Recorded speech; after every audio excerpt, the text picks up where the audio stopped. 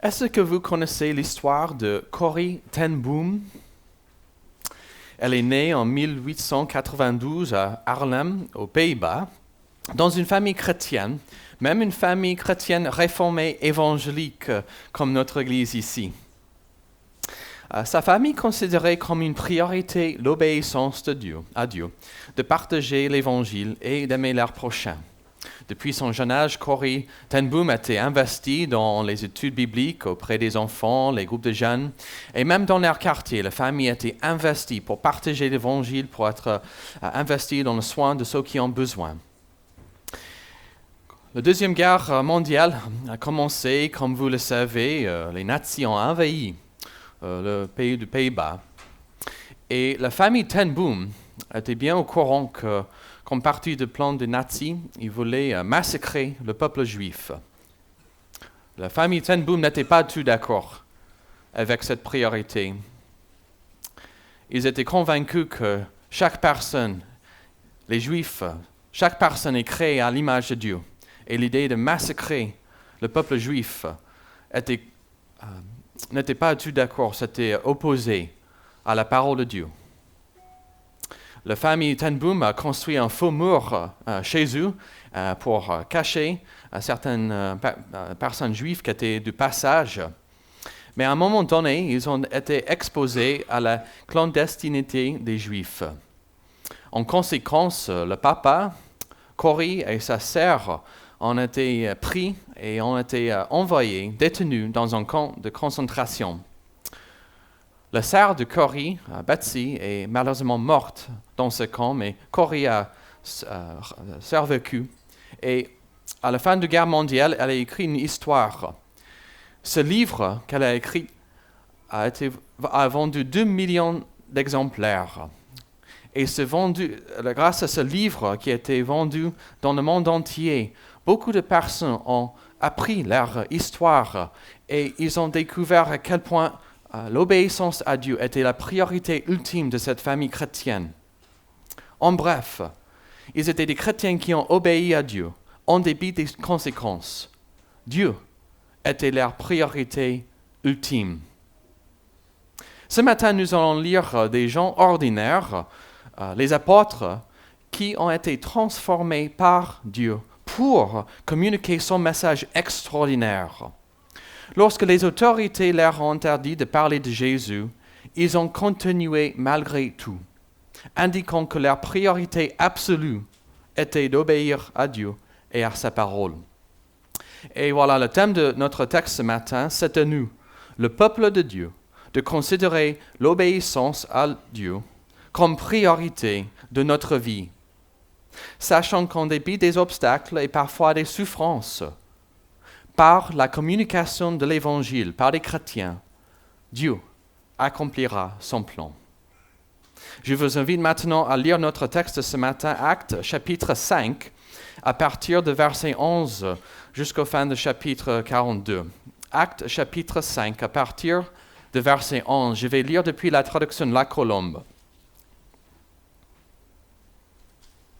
Actes chapitre 5, à partir de verset 11. La parole de Dieu vivante. Une grande crainte saisit toute l'Église et tous ceux qui apprirent ces choses. Beaucoup de signes et de prodiges se faisaient au milieu du peuple par les mains des apôtres. Ils se tenaient tous d'un commun accord au portique de Salomon, et personne parmi les autres n'osait se joindre à eux. Mais le peuple les louait hautement. Les multitudes d'hommes et de femmes qui croyaient au Seigneur augmentaient toujours plus.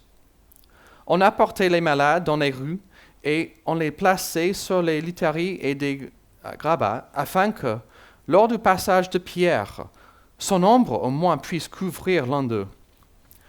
La multitude accourait aussi des villes voisines de Jérusalem et apportait des malades et des gens tourmentés par des esprits impurs. Et tous étaient guéris. Alors, le souverain sacrificateur et tous ceux qui étaient avec lui, c'est-à-dire le parti des Sadducéens, se levèrent, remplis de jalousie, portèrent leurs mains sur les apôtres et les jetèrent dans la prison publique. Mais Pendant la nuit, un ange du Seigneur ouvrit les portes de la prison. Il les fit sortir et leur dit, « Allez, tenez-vous dans le temple et annoncez au peuple toutes les paroles de cette vie. » Après avoir entendu cela, ils entrèrent dès le matin dans le temple et se mirent à enseigner. Le souverain sacrificateur et ceux qui étaient avec lui arrivèrent, convoquèrent le Sanhédrin et toute l'assemblée des anciens, des enfants d'Israël, et envoyèrent chercher les apôtres à la prison. Les gardes, à leur arrivée, ne les trouvèrent pas dans la prison. Ils s'en retournèrent et firent leur rapport en disant, « Nous avons trouvé la prison soigneusement fermée et les gardiens à leur poste devant les portes, mais après avoir ouvert, nous n'avons trouvé personne à l'intérieur. » Lorsqu'ils eurent entendu ces paroles, le commandant du temple et les principaux sacrificateurs, perplexes à leur sujet, se demandaient ce qu'il adviendrait de cette affaire. Quelqu'un vint leur annoncer, « Voici les hommes que vous avez jetés en prison se tiennent dans le temple et enseignent le peuple. » Alors le commandant et les gardes partirent et les amenèrent sans violence, car ils avaient peur d'être lapidés par le peuple. Après les avoir amenés, ils les firent comparaître devant le Sanhédrin. Le souverain sacrificateur les interrogea en ces termes. « Nous vous avions formellement défendu d'enseigner en ce nom-là. Et voici ce que vous avez rempli Jérusalem de votre enseignement, et que vous voudriez faire retomber sur nous le sang de cet homme. » Pierre répondit ainsi que les apôtres, « Il faut obéir à Dieu plutôt qu'aux hommes. Le Dieu de nos pères a ressuscité Jésus, que vous avez tué en le pendant au bois. Dieu l'a élevé par sa droite comme prince et sauveur, pour donner à Israël la repentance et le pardon des péchés. Nous sommes témoins de ces choses, de même que le Saint-Esprit que Dieu a donné à ceux qui lui obéissent. » En les entendant, ils étaient exaspérés et auraient voulu les faire mourir. Mais un pharisien, du nom de Gamaliel, docteur de la loi, estimé de tout le peuple, se leva dans le Sanhédrin et donna l'ordre de faire sortir ces hommes en instant. Puis il leur dit, « Vous, Israélites, prenez garde à ce que vous avez l'intention de faire à l'égard de ces hommes, car il n'y a pas longtemps que se leva Théodas, qui se disait quelqu'un, et auquel se rallièrent environ 400 hommes. Il fut tué, et tous ceux qui lui obéissaient furent mis en déroute, et il n'en resta rien. Après lui se leva Judas le Galiléen, à l'époque du recensement, et il entraîna du monde à sa suite. Il périt aussi, et tous ceux qui lui obéissaient furent dispersés. Et maintenant, je vous le dis, ne vous occupez plus de ces hommes et laissez-les aller.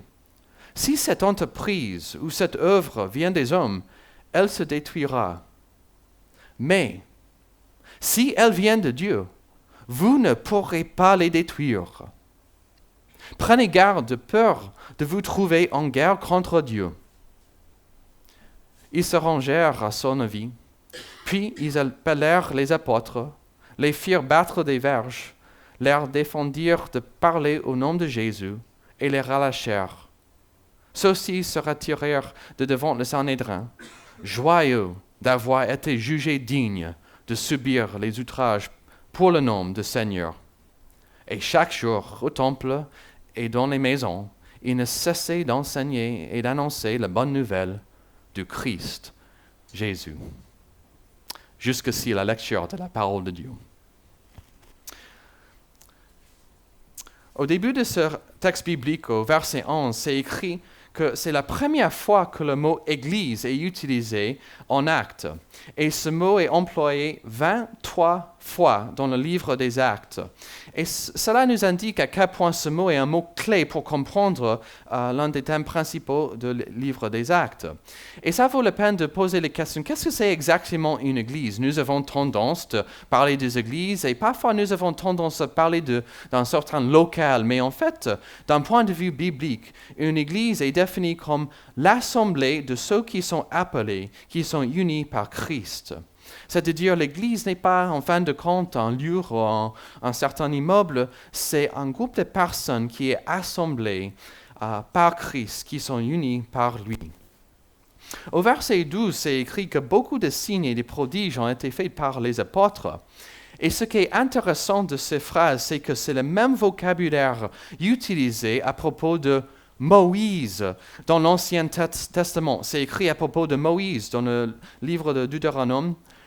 Je le cite, « Les signes et prodiges que l'Éternel l'envoyait faire au pays d'Égypte. » C'est-à-dire que Dieu qui a équipé Moïse pour faire des miracles afin d'attirer l'attention de Pharaon et de lui partager le message de l'Éternel, et le même Dieu qui a équipé les apôtres pour faire des signes, pour attirer l'attention des personnes et ensuite leur partager son message, c'est-à-dire le message de l'Évangile.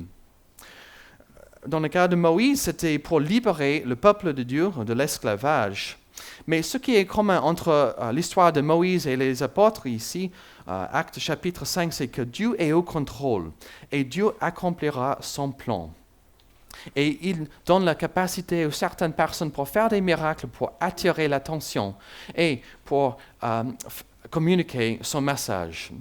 Dans la vie de Moïse, comme dans la vie des apôtres, les miracles ont servi le but de communiquer et valider l'origine divine du message de Dieu. Je me permets de répéter cette phrase. Dans la vie de Moïse, comme dans la vie des apôtres, les miracles ont servi le but de communiquer et valider l'origine divine du message de Dieu. Je l'ai dit il y a quelques semaines lors d'une autre prédication et je me permets de rappeler ce que nous observons dans la Bible. Il y a d'abord un miracle et ensuite l'attention est donnée à cette personne qui a réalisé le miracle et ensuite cette personne proclame un message de Dieu. Miracle, l'attention, la proclamation du message de Dieu. Dans l'implication est que les miracles ne sont pas ultimes. Ils servent un objectif. Comme l'écrit un commentateur, les miracles témoignent de l'authenticité de l'enseignement apostolique, indiquant que Dieu en est la source et que le Christ en est le contenu. Il faut aussi dire que les signes et les prodiges ne sauvent pas. C'est Jésus qui sauve et les signes attirent l'attention sur le message et donnent une certitude de l'authenticité du message. Je vous invite à réfléchir même à ce mot, un signe, comme c'est écrit dans notre texte. Il y avait des signes. Qu'est-ce que c'est exactement un signe? Un signe n'existe non pas pour attirer l'attention sur lui-même, mais pour désigner autre chose, notamment le message de Jésus. Au verset 13, c'est écrit « Personne parmi les autres n'osait se joindre à eux ». Qu'est-ce que ça veut dire exactement? Qui est ce « eux » dans le verset 13 ici? Le « eux » ici, c'est les apôtres. Et ce verset nous indique que personne n'est présumé qui puisse faire des miracles par sa propre force. Autrement dit, chaque croyant n'était pas un apôtre. Il y avait une connaissance que Dieu a donné un pouvoir à certains hommes, notamment les apôtres, et pas à chaque croyant. Cela dit, je vous invite à enchaîner ce verset 13 avec le verset 14. C'est écrit au verset 14, « Les multitudes d'hommes et femmes sont devenus croyants. » Mais c'était seulement les apôtres qui accomplissaient les miracles. C'est-à-dire, ils étaient tous croyants, tous sauvés par Jésus. Mais il y avait une distinction au niveau des dons entre les apôtres et les autres croyants. C'est aussi affirmé par le verset 12. C'est écrit « Beaucoup de signes et de prodiges se faisaient par les mains des apôtres. » En résumé, beaucoup de personnes, hommes et femmes, l'apôtre Luc inclut les femmes ici, hommes et femmes sont devenus chrétiens, mais les apôtres avaient des dons uniques. On lit ensuite au verset 15 et 16 des guérisons. Et ça vaut la peine aussi de faire référence à ce que Jésus a fait lors de son ministère. Marc chapitre 6, c'est écrit « Partout où il entrait, village, ville ou campagne, on mettait les malades sur les places publiques et on les suppliait afin de toucher seulement la frange de son vêtement. et tous ceux qui le touchaient étaient délivrés. Il y avait des guérisons lors de la vie de Jésus et lors de la vie des apôtres. Et il y a aussi une profondeur pour nous. Certes, c'était des miracles, mais il y a une autre profondeur ici, des guérisons. Les guérisons étaient des avant-goûts de la nouvelle création. Dans la nouvelle création, inaugurée par Jésus, il n'y aura plus de maladies. Les maladies existent comme conséquence du péché dans ce monde déchu. Je vous invite à réfléchir à ce que j'entends dire parfois en France, le big picture, c'est-à-dire le grand plan de la Bible. Au début de la création, Dieu a créé le monde, Adam, Ève, les animaux, et il n'y avait pas de péché, il n'y avait pas de mort, il n'y avait pas de maladie. Mais comme la Bible explique clairement, à cause de la décision d'Adam et Ève d'avoir désobéi à la parole de Dieu, d'avoir rebellé contre Dieu, il y avait une séparation avec Dieu et le monde entier était déchu. Jésus est venu alors pour vaincre le péché et la mort, pour renverser les conséquences du péché dans les maladies. Je précise ce qu'un théologien dit, la résurrection était l'aube de la nouvelle création. Et donc, il faut comprendre les guérisons du Nouveau Testament comme des avant-goûts de la nouvelle création grâce à Jésus. Dans la nouvelle création, il n'y aura plus de maladies, plus de problèmes, plus de péchés, plus de mort. Et j'espère que ça vous encourage à placer votre confiance en lui. Les miracles ont attiré l'attention d'autres chefs religieux, comme notre texte indique au verset 17 et 18. Les autres chefs religieux ont observé les miracles et la popularité des apôtres. Les Sadducéens étaient remplis de jalousie. Qui étaient les Sadducéens? Ils ont contrôlé le conseil du temple et ils ont négocié un accord avec les Romains pour partager la puissance. Les Sadducéens étaient l'une des trois principales écoles de pensée juive à l'époque romaine. Ils étaient connus pour leur respect strict de la loi de Moïse et leur rejet des notions de résurrection et d'esprit. C'est-à-dire que les Sadducéens voulaient garder la moralité et rejeter ce qu'on ne peut pas observer. À l'époque, la ville de Jérusalem comptait environ 55 000 personnes, soit environ la population du 9e arrondissement de Lyon. Je vous invite à imaginer les circonstances. Je vous invite à imaginer des guérisons et la proclamation de l'Évangile à l'égard de Vèze.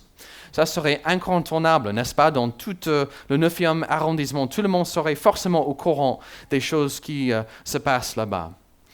Et les personnes attirées par les messages et les miracles des apôtres de Jésus, et donc pas aux Sadducéens. Et les Sadducéens ont donc pris la décision de mettre les apôtres en prison. Au verset 19, on lit d'un autre miracle. Les apôtres ont été libérés de la prison.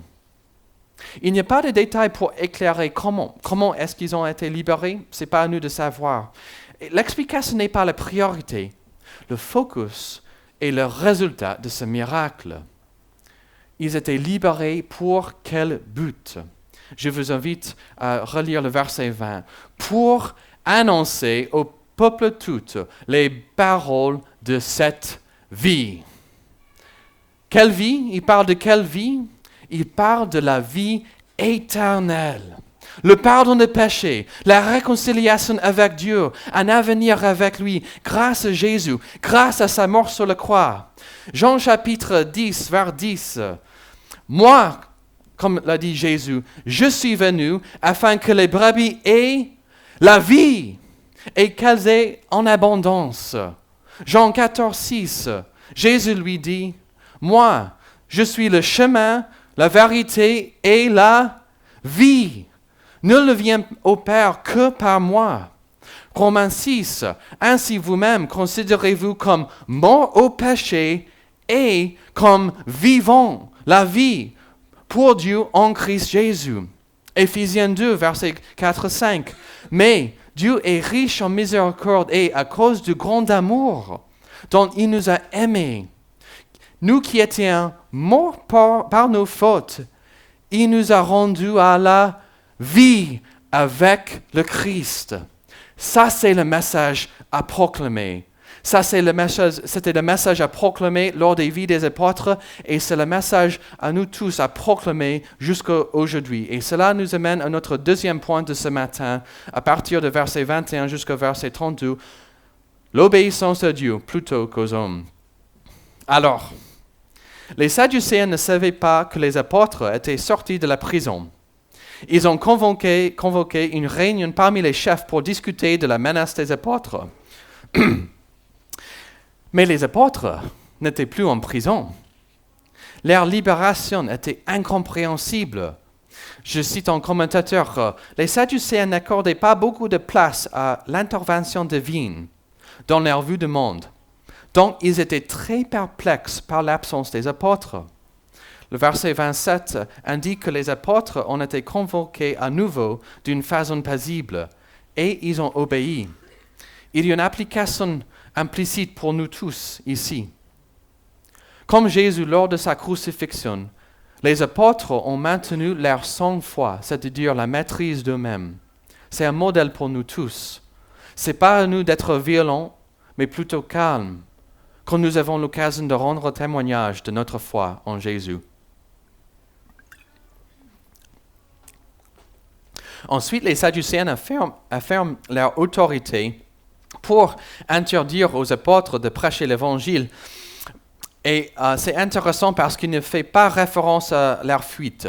Ils voulaient être au contrôle, mais ce texte nous indique que Dieu est toujours au contrôle. Et je vous invite maintenant à relire le verset 29 avec moi. C'est un verset clé pour nos priorités. Verset 29, c'est écrit « Pierre répondit ainsi que les apôtres. Il faut obéir à Dieu plutôt qu'aux hommes. » Nous allons discuter de ce verset lors des applications, mais en bref, pour l'instant, en résumé, il faut obéir à la loi, sauf si la loi est opposée à un commandement biblique. Ensuite, Pierre donne une prédication aux chefs religieux qui étaient là. Et dans cette prédication, dans ces versets, il explique les mêmes éléments que d'autres prédications dans le livre des Actes, notamment que c'était le Père, le Fils et le Saint-Esprit qui ont accompli le salut pour des pécheurs comme vous et moi, comme le peuple à l'époque des apôtres. Et Jésus, Fils de Dieu, a été crucifié, il est ressuscité et il est prince, comme Pierre dit dans ce texte, c'est-à-dire leader, il est le chef. Et donc pas le principal sacrificateur sadducéen, mais Jésus ressuscité est notre chef, notre prince. Et c'est Jésus qui nous offre le pardon de nos péchés dont nous avons besoin. Et nous sommes coupables. Mais Dieu offre le pardon gracieusement. Ça, c'est le message à proclamer. Il y a aussi une autre application implicite ici. Pierre et à nous tous. C'est que Dieu utilise les personnes comme Pierre, comme vous et moi, des personnes transformées par son évangile pour faire avancer son royaume. Et cela nous amène à notre troisième section ce matin, la liberté de partager l'évangile. Ce texte fait référence à Gamaliel. C'est écrit que Gamaliel était un pharisien. J'essaie de dire pharisien et pas parisien, mais je vous laisse prendre les similitudes entre les deux si vous voulez. Alors, Gamaliel était un pharisien. Qui étaient les pharisiens? Les pharisiens faisaient souvent contrepoids au pouvoir des Sadducéens. Contrairement à ces derniers, ils croyaient en principe à la résurrection, en l'existence des démons et en la souveraineté de Dieu. Ce texte indique que Gamaliel n'était pas opposé aux apôtres comme les autres, mais il n'était pas convaincu par les signes et les témoignages des apôtres non plus. C'est intéressant, même en tant que docteur de la loi, il ne fait pas référence aux Écritures, il est pragmatique. Il offre néanmoins la sagesse. Même s'il n'est pas croyant, il voit la valeur de ne pas faire d'obstruction supplémentaire. Il fait référence aux deux autres mouvements qui ont disparu. Et donc son conseil, c'est « laissez-les tranquilles et voyez ce qui se passe ». Au verset 38 et 39, on lit les versets clés de ce texte. Je vous invite à les relire avec moi. « Si cette entreprise ou cette œuvre vient des hommes, elle se détruira. Mais si elles viennent de Dieu, vous ne pourrez pas les détruire. Prenez garde de peur de vous trouver en guerre contre Dieu.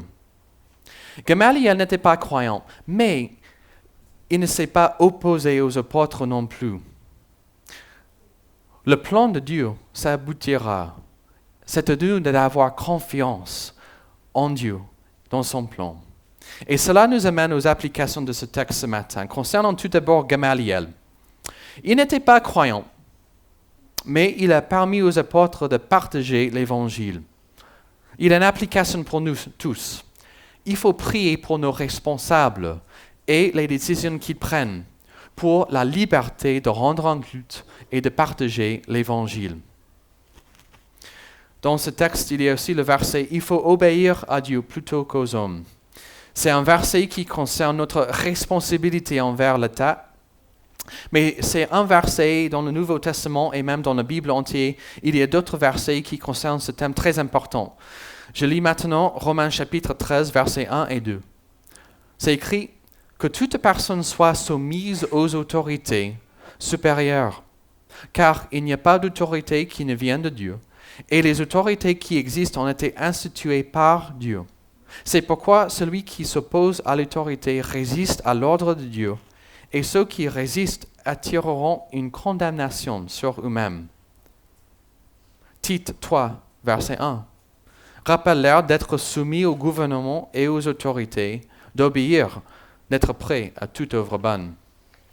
C'est-à-dire qu'il y a plusieurs versets de la Bible et même du Nouveau Testament qui concernent notre obéissance aux autorités.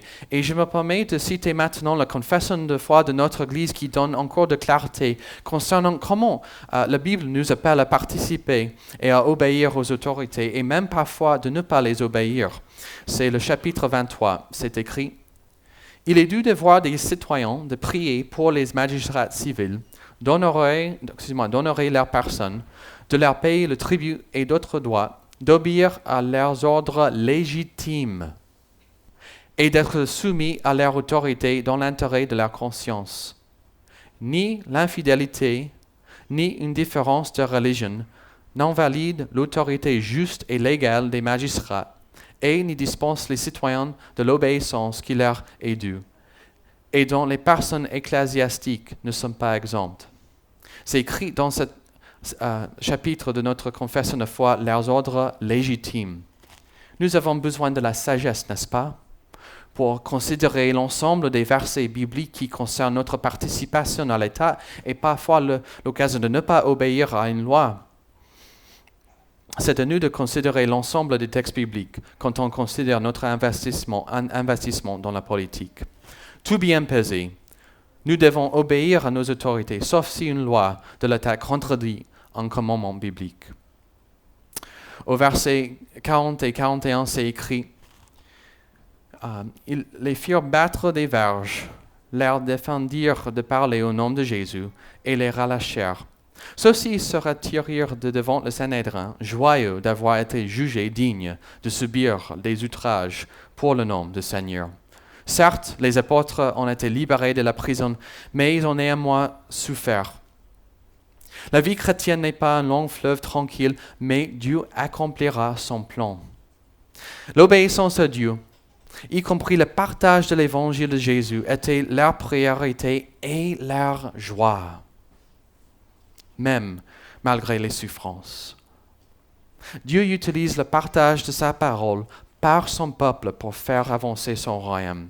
Soyons prêts et courageux à partager l'évangile. Comme dernière application, les chefs religieux, y compris Gamaliel, ont rejeté les signes et les messages proclamés par les apôtres. Il ne faut pas faire la même décision. Ce n'est pas à nous de prendre la même mauvaise décision. Je vous encourage, si vous êtes là ce matin, ne pas prendre la même mauvaise décision d'ignorer, rejeter, remettre en question le message de l'Évangile. Je vous encourage à vous repentir, à placer votre confiance en Jésus, Dieu lui-même, qui est mort sur la croix afin de pardonner aux pécheurs comme nous. Il est ressuscité. Et c'est grâce à lui que nous avons le pardon de nos péchés et l'espérance à la vie éternelle dans la nouvelle création. Je vous encourage à placer votre confiance dans ce message et le proclamer quand nous avons l'occasion de le faire. Je vous invite à la prière. Seigneur Jésus, nous te prions ce matin encore pour demander ta bénédiction, que tu nous donnes la sagesse pour considérer les décisions à prendre et que tu sois toujours notre première priorité, que l'obéissance à toi et à ta parole, l'occasion de partager l'évangile, de parler de toi, soit notre priorité ultime. Et nous prions que tu nous utilises, notre Église entière et nous en tant qu'individus, pour faire avancer ton royaume. Donne-nous aussi une vraie joie de le faire. Donne-nous une certitude dans ton message que tu vas accomplir ton plan. Et on le prie au nom de Jésus. Amen.